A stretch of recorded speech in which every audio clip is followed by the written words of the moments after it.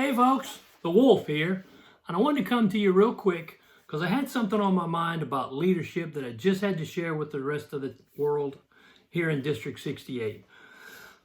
2 months ago, I helped with the training for the division and the area directors at the DEC meeting there in Baton Rouge. And we really talked about leadership from the perspective of how leaders cast vision, how leaders build teams, how leaders help to recruit members, and how we teach the clubs how to recruit members. And then we actually teach leadership from the standpoint of leadership is nothing more than people. And a good leader takes care of the people around him. The people that are in our charge, whether that's at the club level, at the district, at the area, or at the division level. That's what a real leader does. A real leader gets to know his people. Gets to know their good points, their bad points, and they learn how to motivate them and how to help them, teach them, and inspire them to reach out and achieve their goals through the Toastmasters system and world. And that's what I taught about in that training. And I got a lot of good examples and a lot more specifics in it, but right now what came to me today, and I just made a few notes on it, so I want to kind of follow up with it. I was on the phone with Jeff Harris, and we were talking about training in the district. And we have a training coming up November 2nd in Baton Rouge for the division area directors. And actually it's for the whole DEC. And what is the DEC? The DEC is the District Executive Committee. And some people don't realize this or remember it, but the DEC is comprised of the area directors, the division directors, the district leaders, the top 3 to 5 or 7 in the admin roles, as well as all the presidents of every single club in the district. What Joel and Chick are doing this year is really working hard to give you trainings at every single DEC meeting throughout the year. And what does that mean to you? It means to you if you show up, there's going to be some trainings there. Joel's doing some, Chick's doing some, I'm doing some. I'm enlisting Jeff Harris, Robert Douglas, and a lot of leaders from around the district to come in and teach you some things in relation to leadership, in relation to the Toastmasters world, how to run better meetings, how to have good open houses, how do we motivate our team, our club members, and how do we help them achieve their goals? Because when that gets done, we're helping the people build the Toastmasters district. And that's really what it's ultimately about. How do we help each and every member within our club? Well, now here's what I want you to go back and teach to every club. Start with your club. Speak to your next area club that you're going to go visit, and then the next one after that, and the next one after that. Each and every person inside the club has got to understand that leadership begins in the small places. Richard, what the heck do you mean by that? Very simply, what I mean is leadership begins in the roles on the club agenda. It begins as the counter, as the table topics, as a Toastmaster, as a general evaluator.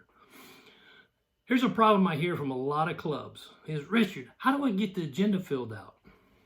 Let me give a simple, quick answer for you, because it's really not that difficult when we break it down to the very basics. Every member is coming into the Toastmasters for a reason. Find out what that reason is and tie it back to a role inside the club.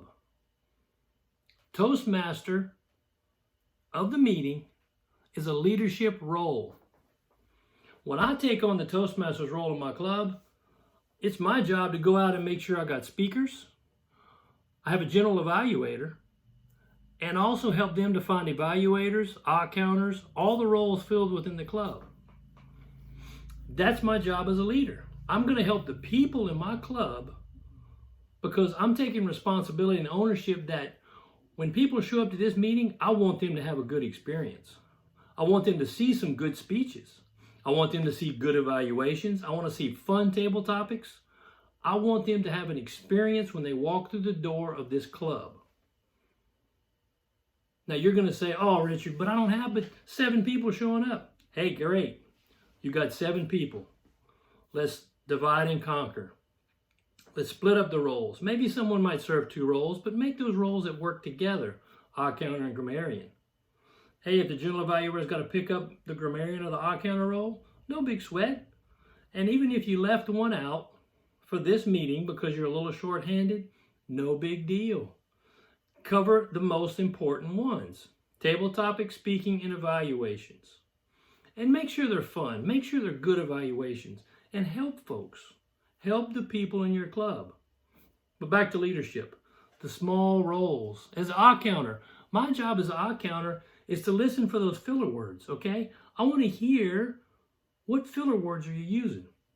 But let's go a level deeper. It's not just the ahs and the ums and the all those spots that we miss something. Is it a distracting ah or Upon occasion, and actually probably 50% of the time, an ah or a filler word flows right in with the speech. So let's listen for the part that distracts us from the speech and the topic he's trying to get across to us, right? Back to the bigger roles. Grammarian, eye counter, general evaluator. I find that these positions, mostly the Toastmaster and the general evaluator, those two guys, folks, ladies and gentlemen, run the meeting. General evaluator takes the evaluation portion and the reporting portion. Eye counter, grammarian, timer. Toastmaster takes the table topics, the speakers, and runs that part of the meeting.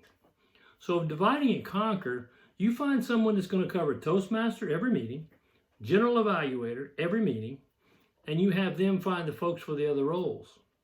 How do I do that, Richard? Well, if you're using Free Toast Host, it's a good tool to get folks to sign up. But don't be scared to make that follow-up call or text to that general evaluator. Hey, do we have all the roles filled? Reach out to some folks and ask them to help. Ask the meeting before to get some people to step into these roles. It's not as difficult as we sometimes make it out. But here's the other caveat, and I think the key tactic that we need to start executing. I step up to the Toastmaster role. I step up to the general evaluator role.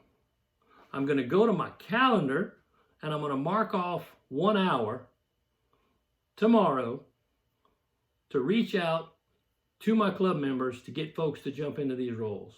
Don't wait till the day before the meeting to go reaching out and getting people to come in for the roles. Start a week ahead of time. If you meet every other week, start the next day to get people for 2 weeks out. It's really not difficult if we just break it down to its simple, basic steps and strategies. And that's the big thing I want to share with you today, guys. Let's keep it simple. Let's keep things back to those points in which, what are we doing every day? We're helping people inside the Toastmasters world get better at whatever it is they came here for. More confident in getting in front of the room.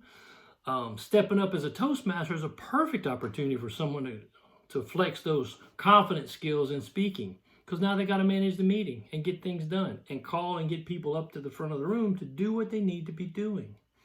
So leadership in the small places, folks, that's going to be the key to where we're going to rebuild ourselves and our clubs to move to that next level.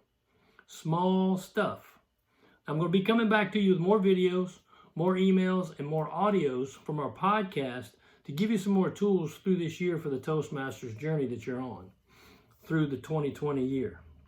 I'm looking forward to working with you guys. I'm looking forward to seeing your trainings. But listen, our deck meetings are for all the leaders in the district, as well as all the members. You can be a brand new member, show up to a deck meeting. You might learn something that you might need to pick up that you may not see at your club level. So come on out, visit with us, have some fun, and we'll look forward to seeing you there, because we want to serve you, because we know at the district level, it's about the people, and we can't build Toastmasters without people. People that are trying to better themselves, improve themselves, and help take themselves to that next level in life and performance. Talk to you soon. The Wolf here. Have a good one.